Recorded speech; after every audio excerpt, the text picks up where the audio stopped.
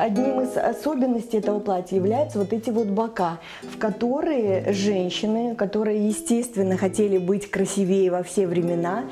вставляли подушечки для того, чтобы выглядеть, может быть, важнее, статнее, ну и, естественно, здоровее, да, скажем так.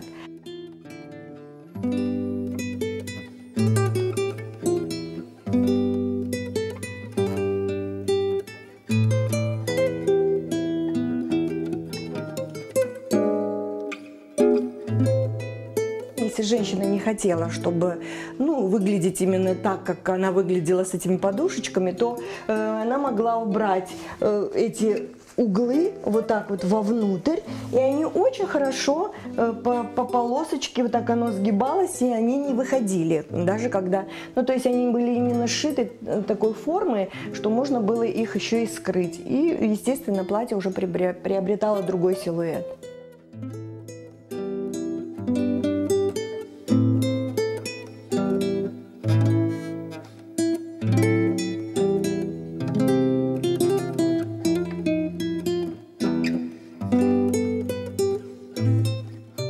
Я решила, что не будем мы прятать это платье, пусть оно висит, и люди видят, каким образом крымские татары 100 лет назад использовали эти платья и шили их, и носили.